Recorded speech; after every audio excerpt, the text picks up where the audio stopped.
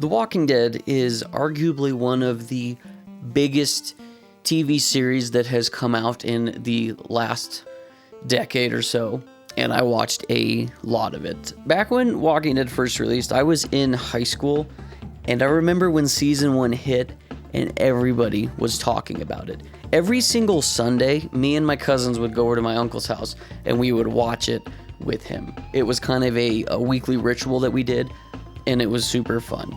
Season 2 rolled around, it was great. Season 3 was really fun too. And then after that, I feel like I personally started falling off of The Walking Dead, and I don't even remember what season I had watched to where I was just completely done with the series. But man, for those first couple seasons, it was a wild ride. And on top of that, my buddy Thane had picked up the Walking Dead Telltale series. I believe it was season 1. And I played through that back in high school. I don't remember if I played through season 2. I feel like I did, but after playing through season 2 this time around, I don't remember anything about it. Last year, I had played through season 1 of The Walking Dead, and it was just as good, if not better, the second time than it was for me the first time. Even though I had known what was going to happen, a lot of those emotional moments still hit. And I really enjoy these kind of point and click, choose your own dialogue / adventure games. And it's pretty fun. It's stressful in the moment, but I very much enjoy the gameplay. And more specifically, it's the story of these types of games that I really, really like. So after completing Season 1 last year, I jumped into Season 2 this year. Season 2 of The Walking Dead was developed by Telltale Games, and it's based on the comic books of the Walking Dead series, so not the TV show. It was episodically released from December 2013 till August 2014.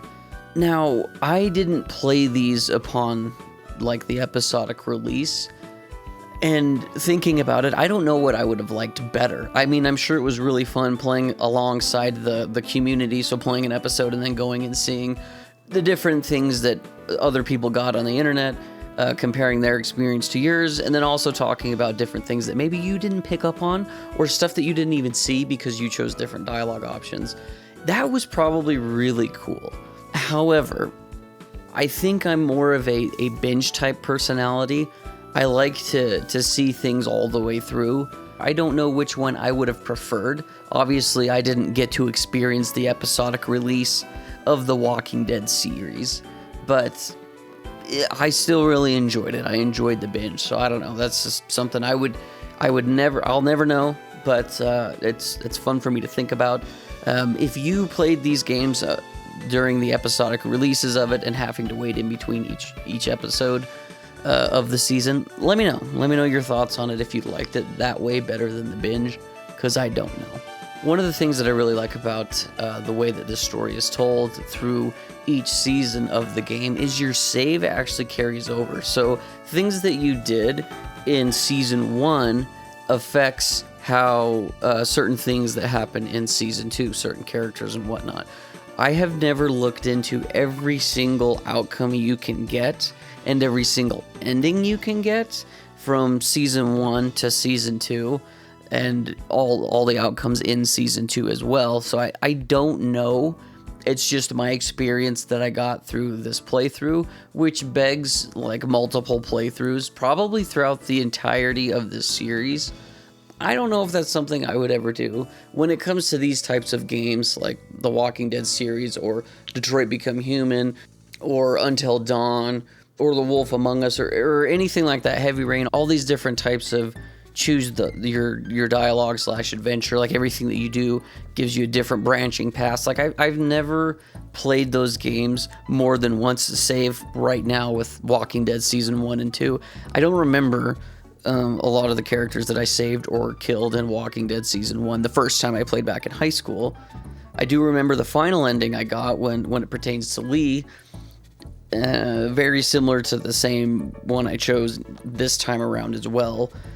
But once again, I don't like to go back through and play those games. When I do something like that, or if I'm like playing a visual novel, as long as I don't lose like a quarter of the way or 3/4 of the way into the game, halfway through the game, as long as I don't lose then, Whatever ending I get, I'm happy with, and I'll just look up the other ones if there's tons of multiple endings. Obviously, that's not the developer's intentions. They want you to go through and play them all, but with the internet in 2024, I don't really care. I got lots of other games I want to play, and I don't necessarily want to go back through and play all of this story-based choice game just to get different endings when I can just look them up.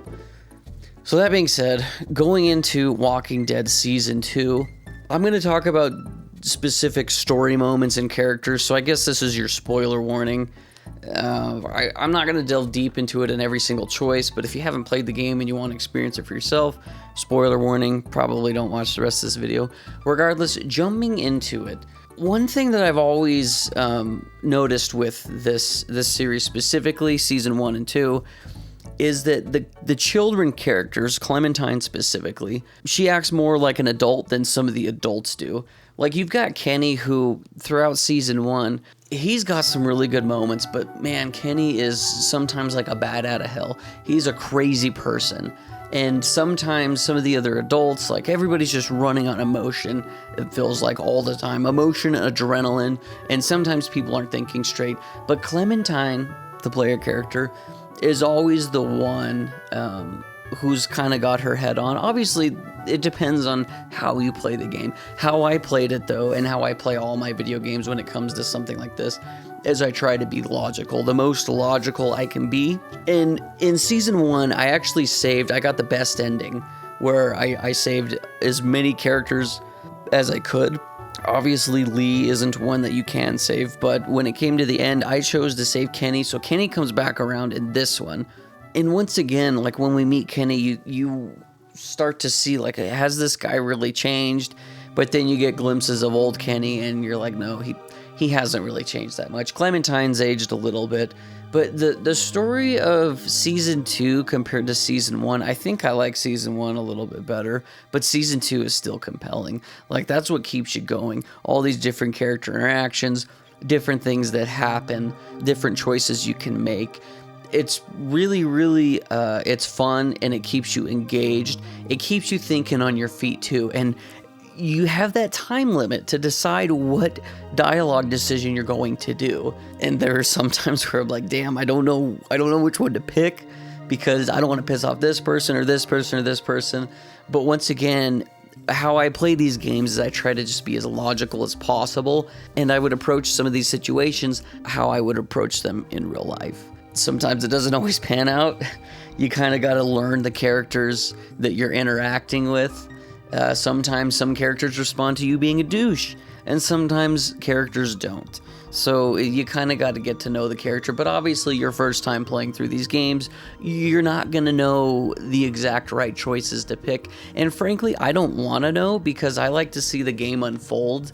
I like to get different choices. I like to just play the game. Going into these games, I don't look up anything about them. I don't look up what the best options or dialogue things to pick are. I don't look up where all of the different things that you can, like different side things you can do.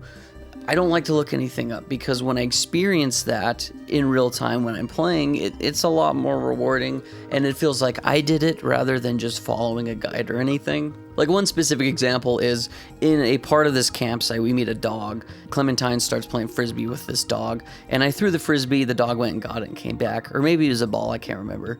But then I threw it again, the dog went and got it, brought it back, and then I threw it again, and then the ball's gone, and then the doggy's sad. Like you don't have to throw the ball all that many times, but it's just one of those things where I'm like, I'm having fun with the dog. Let's see what happens if I keep throwing it. But the other thing too with these games is so many characters die. So you're always like on edge wondering, man, am I making the right decision to save this character that I like?